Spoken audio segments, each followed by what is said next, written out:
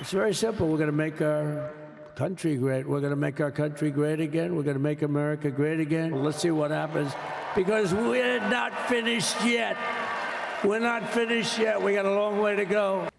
Some of those orders include withdrawing from the Paris Climate Agreement and the World Health Organization, declaring a national energy emergency, restoring the federal death penalty, and protecting public safety. Now to the border, he declared it an emergency, ordered the wall to be built, ended catch and release, reinstated remain in Mexico, and classified drug cartels as foreign terrorist organizations. The CBP One app shut down.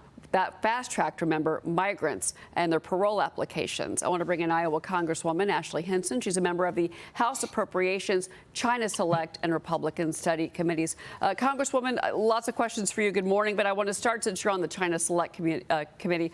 I want to ask you about this. One of the EOs, he's instructing the Attorney General not to enforce the ban on TikTok for 75 days.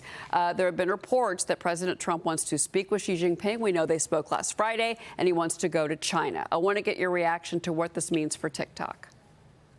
Yeah. Well, I certainly hope, and this was the intent of Congress, right, is really to protect American people. And we know the TikTok app, and I think you saw that in a very, very bipartisan vote on the bill that we passed to hold TikTok accountable. We want to make sure that they're not sharing Americans' information with the Chinese Communist Party. And so if they're willing to divest and they can clarify that for us, then I think that President Trump is certainly the person to negotiate deals. We know that. He certainly knows the art of the deal. So I look forward to having a conversation with him more. But again, this is about protecting the American people, and I'm hopeful that that is the ultimate outcome. Okay, so do you think that this is a threat? Do you think that these are threats as far as additional tariffs on China to get Xi Jinping to come to the table on TikTok?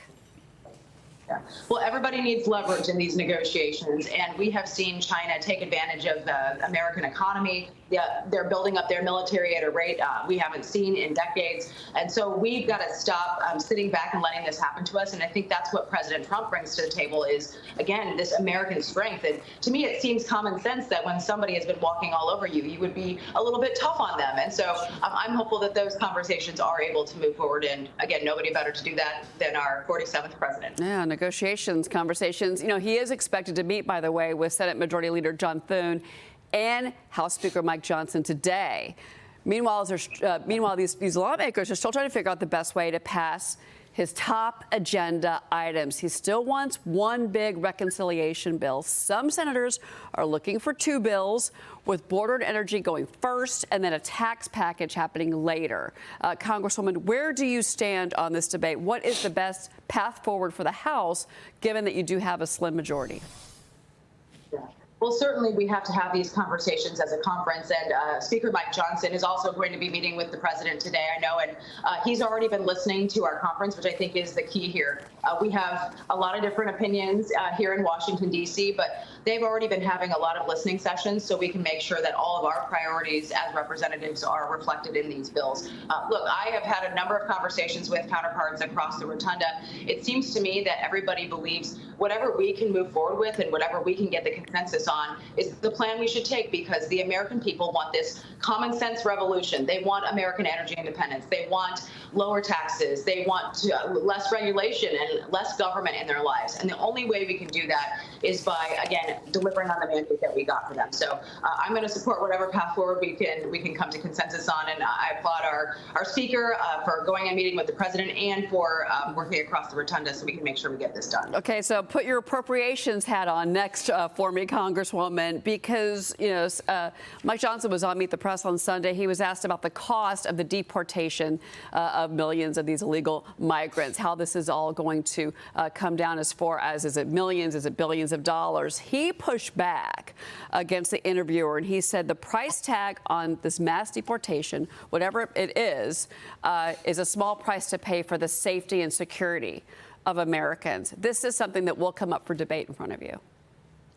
Oh, absolutely. And I think if there's one thing I heard loud and clear out in Iowa, Iowans care about the safe border. They care about a safe country. And you heard Tom Homan talk about this, and he's done a great job. He's going to do a great job in helping execute this agenda.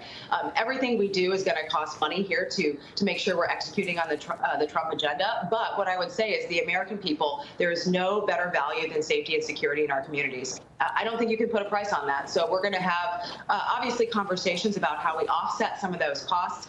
Certainly what we saw was President Biden weaponize this asylum system. Are there ways where we can look at changing the legal immigration system to this country so that we can make that process better? We need to have those conversations, but first and foremost, the American people asked for a secure border, and I think a lot of people are ready for us to spend some money to get that done. Right. Well, and how much money are you saving without operating the flights? There's so many pieces to what we've been seeing at the southern border financially. Those paid fors are actually, it looks like, getting reversed right now, and they are. Congresswoman, thank you so much for being here this morning. We appreciate it.